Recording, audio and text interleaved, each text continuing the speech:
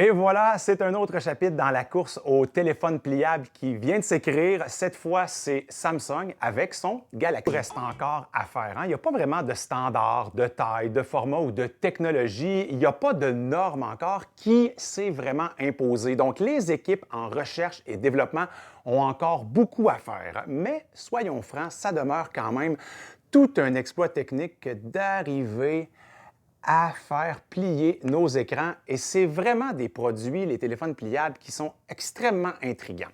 On va démystifier le fameux Z Flip que je teste, il faut le dire, depuis à peu près une quarantaine d'heures. Premièrement, le Z Flip, c'est quoi? La question est simple, mais elle est légitime. C'est pas la deuxième génération du Galaxy Fold qui, lui, était plus une espèce de tablette pliable de 7,3 pouces qui pouvait accessoirement loger des appels.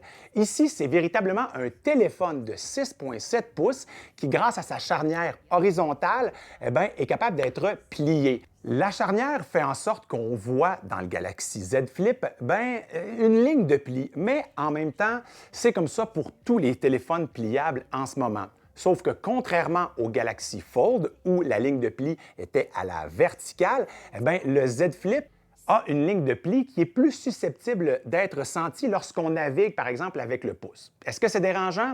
Non, parce que le pouce ne se rend pas nécessairement là lorsqu'on est en train de naviguer.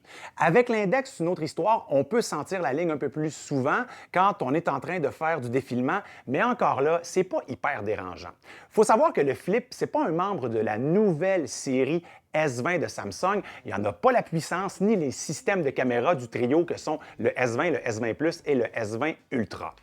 Le Z Flip, c'est pas non plus une évolution du Galaxy S10. En ce moment, je dirais qu'il fait quand même cavalier seul. Sa mise en marché a aussi été assez intéressante. Samsung l'a dévoilé officiellement en février à San Francisco, mais Samsung s'est lui-même scoopé en diffusant, durant les Oscars, une publicité du Galaxy Z Flip. C'est un choix qui est intéressant parce que oui, évidemment, les Oscars, c'est la célébration du cinéma, mais c'est beaucoup aussi les tenues des célébrités, la mode et les tendances. Comme si Samsung voulait proposer un appareil technologique, oui, mais davantage un accessoire mode, un accessoire cool, une espèce de déclaration de style pour ceux qui allaient le posséder.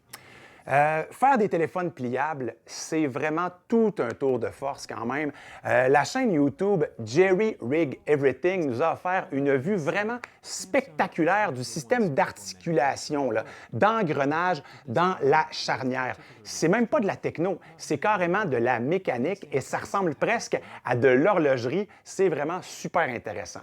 D'ailleurs, dans son autopsie, on réalise que l'écran de verre pliable est recouvert d'une fine pellicule de plastique qui est essentielle à la survie de l'écran. Donc oui, il y a du verre dans l'écran, mais ce n'est pas nécessairement ce que l'on touche lorsqu'on navigue ou qu'on fait défiler, par exemple, notre doigt sur l'écran.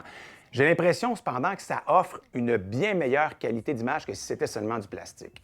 Un téléphone qui se plie, c'est vraiment wow, c'est pratique, ça se range mieux, ça prend moins de place, mais j'ai l'impression qu'on aurait pu être un peu plus audacieux dans le design, créer un objet vraiment signature pour Samsung.